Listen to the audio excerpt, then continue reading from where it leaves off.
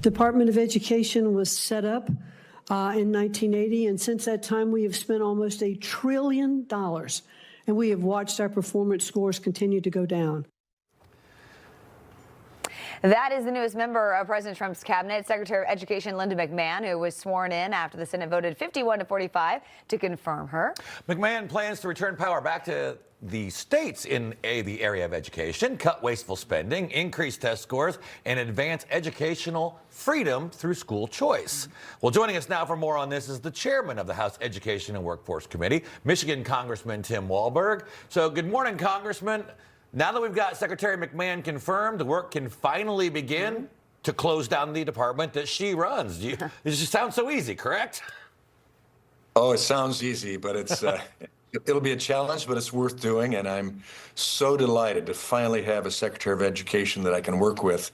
And we have a lot to do. And President Trump, even as recently as last night, made some significant statements about some things relative to education, especially higher education. So I think we're going to be on a roll now, and it's going to be challenging work, but it's work, I believe, that's most important work to be done for this country, making sure there's solid education experience to develop a workforce that can meet the needs of the developing world.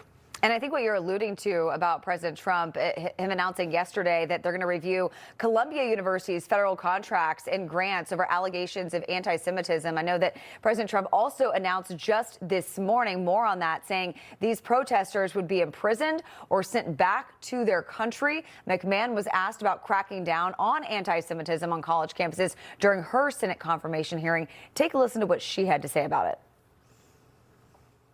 Will you enforce the law, Title VI to the hilt, and will you make sure that Jewish Americans are safe on our campuses, for heaven's sake, and these crazy students who are committing crimes, breaking windows, smashing into buildings, trapping Jewish students in libraries, will you make sure that this stops on our college campuses that are getting all of this federal tax money? Absolutely, or face defunding of their monies. And here we are on the same day McMahon gets confirmed. We're already seeing the first university under investigation. What does it tell you about how serious this administration is on cracking down on this issue? Well, it not only tells me the administration is serious, and now the new Secretary of Education coincides with all of that, but we are going after it. We're not just talking about it. And I've been talking with college presidents, university presidents in recent weeks about the concern that students are bringing to me. Tonight we'll have a Columbia University student sitting in my guest seat for the State of the Union address to really point to the fact that this isn't something that we're walking away from. What was done in the House Education and Workforce Committee last year under the previous chairman, Representative Fox, was solid, and I think it pointed to the cancer that's within our universities that's indoctrinating our students against Judaism, but also against America. That has to stop, and strong action has to be taken. And these students who think they're doing something important to destroy America need to be taken under control. Yeah. You know, Mr. Chairman, I recall that our early founding fathers, John Adams, Thomas Jefferson, were some of the biggest supporters and innovators in the world of public education being a state issue. We've now got a new Secretary of Education. Hearing rumblings, we might get a big announcement from the president tonight on education. Have you heard anything about that? And what do you want to hear the president say tonight during the address to joint session?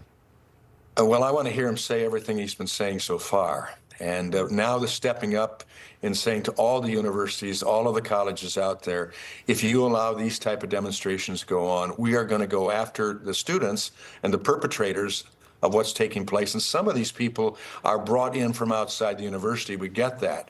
But it has to hit the university itself. And the funding is the key way to do that. If you want to allow this to carry on, then you're going to lose your federal funding. I think that should wake them up. And that's what the president was saying. He's been saying common sense, law and order, America first. And I have a hat in my office that former Secretary Betsy DeVos gave me that says, make education great. We have to do that or this country doesn't survive. There's a quote from the Northwest Ordinance that I use often. And that was at the beginning of the growth of our country, even before Michigan was a state, and it said religion, morality, knowledge being necessary to good government and the happiness of mankind, schools and the means of education shall forever be encouraged. We've seen discouragement take place on our campuses of true education, morality, and knowledge, and that has to change. All right. Congressman, always great having you with us. Thank you so much. Good to be with you.